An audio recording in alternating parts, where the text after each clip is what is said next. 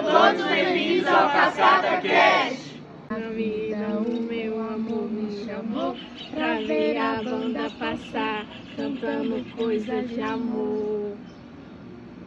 E o tema de hoje é censura. E para vocês, o que é censura? Censura é cercear as liberdades, seja de fala, de expressão, das diversas formas dela. O que você acha, Alan? Cara, pra mim a censura é mais do tipo ser limitado na opinião de vocês. Porque você quer opinar às vezes, mas não pode por causa da censura, tá ligado? E a censura às vezes ela pode ser explícita ou até implícita. Se puxar na filosofia antiga, a morte de Sócrates mostra uma forma de censura, quando ele questiona o status quo da época. Eu ele acho é condenado assim... até à morte, por isso você relembrar da Grécia Antiga, a Roma Antiga, reinos, impérios, sempre teve alguma forma de censura. Eu acho que o ser humano ele tem a necessidade de se expressar, né? Ele tem a necessidade de tirar para fora aquilo que está dentro do peito dele. Então, o ato da censura, ela faz com que a pessoa se sinta menos, se sinta sufocada. O que você acha disso? Hoje em dia não tanto quanto antigamente. Antigamente a gente não podia se expressar, não podia ter opinião. Hoje em dia a gente expõe opinião normalmente no dia a dia. E você, o que você acha? Eu acho que hoje em dia a gente se expressa até demais, né?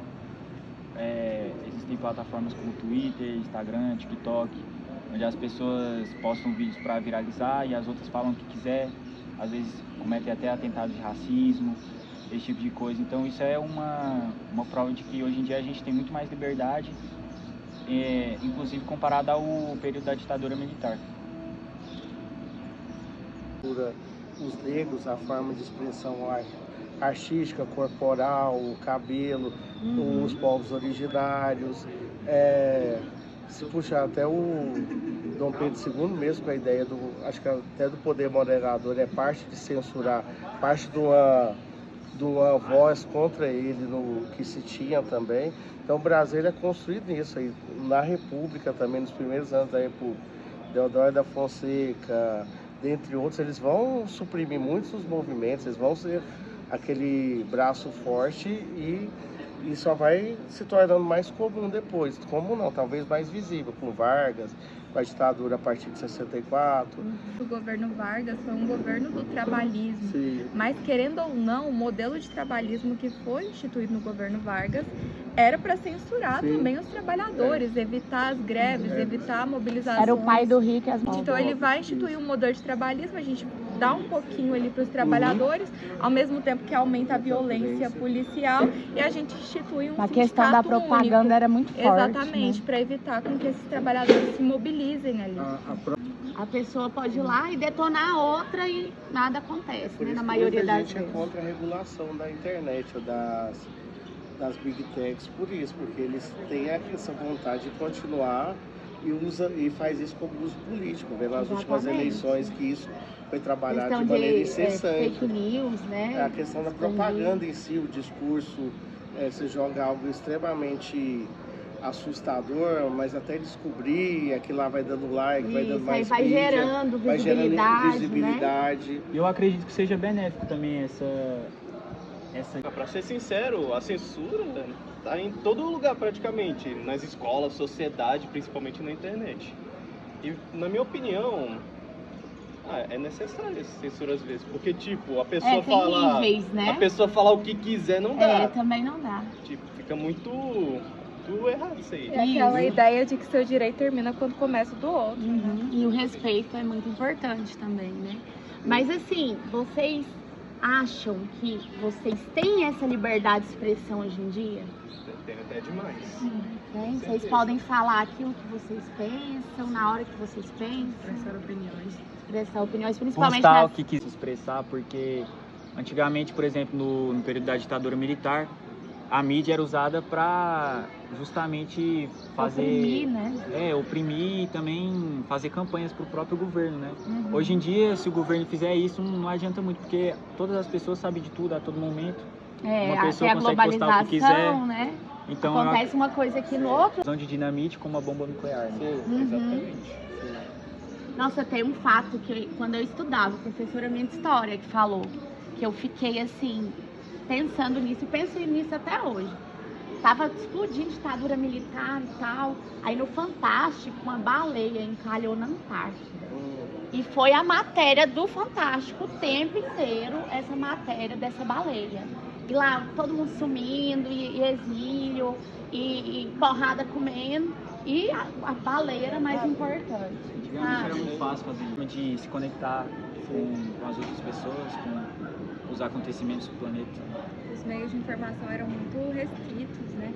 Mas eu acho importante a gente ressaltar essa questão de que na ditadura militar eles tentavam transparecer que não era uma ditadura, e eles fizeram isso muito bem durante muito tempo.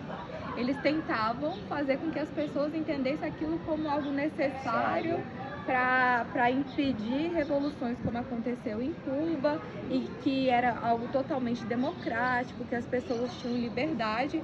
Isso ficou durante muito tempo até o ato institucional número 5, que realmente escancarou o teor de ditadura. Mas ainda assim eles tentavam justificar essa censura com a ideia de moralismo. A gente vai filtrar aqui a cultura, vai filtrar as músicas, os periódicos, os artigos E eles científicos. usavam essa estratégia para calar a boca de para todo calar a mundo. boca, para ver exatamente o que está sendo publicado, exatamente o que as pessoas estão consumindo, e evitar as críticas ao governo, evitar que as pessoas falassem sobre a violência, sobre as perseguições, sobre as mortes ali durante o regime militar, né? Se percebe também muito a ideia do que a gente tem hoje enquanto direitos, mas o que é aplicado na prática. A gente tem uma Constituição cidadã, que hoje já prevê liberdade de expressão, inclusive o professor tem liberdade de cátedra, de ensinar, mas na realidade, no contexto que a gente está na escola, na sala de aula, a gente também percebe isso. Hoje o professor tem medo de falar sobre alguns assuntos e parar em páginas. E ele sofre represálias, né? Exatamente. Represálias e perseguição, até demissões, né? A gente já teve isso aqui em Goiânia. Então existe sim uma certa censura, por mais que a gente tenha em lei garantido a liberdade de expressão, a liberdade de ensinar, a liberdade de cátedra. E a gente até comentou em sala. Eu acredito que não seja uma forma de censura, porque a Lei Anti-Oruan, ela é destinada a cantores, né, que incentivam criminalidade, apologia ao crime, e também esse tipo de cantores que fazem isso, às vezes usam o próprio dinheiro para financiar armas, para facções criminosas, esse tipo de coisa. Então eu acredito que nesse sentido, né, vendo por esse lado da questão, eu acho que ela é necessária. Eu acho que é bom elucidar, porque muita gente tratou como censura, porque só porque o pobre, o favelado, mas tem um limite também.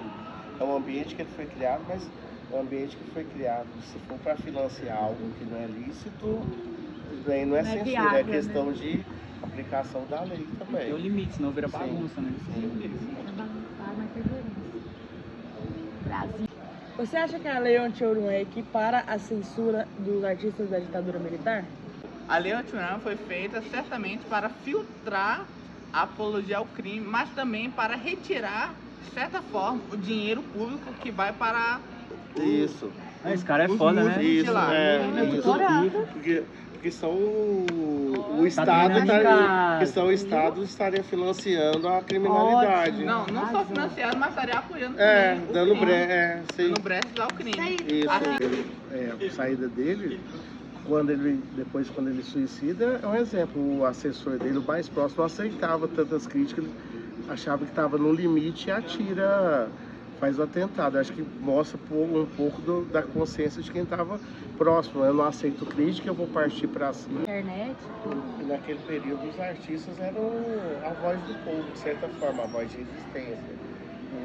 A arte era a resistência, era a manifestação através da música, dos espetáculos, a tentativa de burlar a censura, através de música com ambiguidades, né? Mas também tem que ver que os artistas eram de classe média, tinham conhecimento. Uma escolaridade, né? Sim, o Brasil também era, parte da população vivia no campo, grande parte da população vivia no campo.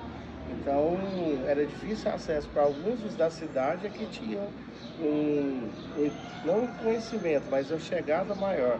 E você dependia muito do rádio, do campo, e já a TV para a sociedade da época já foi um marco muito importante também. Os festivais de música mostram isso, que as músicas vão ganhando visibilidade, os artistas também, eles começam a lutar contra o sistema, alguns bem-sucedidos, outros não. Aí tivemos vários artistas como Chico Buarque e outros mais. E um dos famosos músicas do Chico Buarque foi Cálice. A música Cálice, como meu parceiro aqui Márcio disse, praticamente é uma música do Chico Buarque que mais teve frases metafóricas. Por exemplo, o próprio nome da música, Cálice, já tem uma metáfora, já que praticamente cálice, se separar, fica cálice, sabe? Entenderam? Pegaram a visão? Sim, sabe? Cálice de calar as pessoas. Silenciar, né? Exatamente, de manter o silêncio da sociedade que estava, sabe, em meio à ditadura, assim, na repressão dos militares e tudo mais. Ele faz um apelo à religião também, porque na Bíblia é uma das falas de Jesus, a face isso aí A também. face de mim é esse cálice, ele né? abrange Que Jesus fala. os conservadores, os religiosos, todo o processo. Um exemplo, na música Coração Estudante, do Milton Nascimento, fala muito sobre esse coração aflito de estudante, que era o estudante que fazia o movimento na ditadura, né? O estudante que pensava mais, que raciocinava, que não se conformava com aquilo. Ele via que aquela situação não fazia bem para ele, né?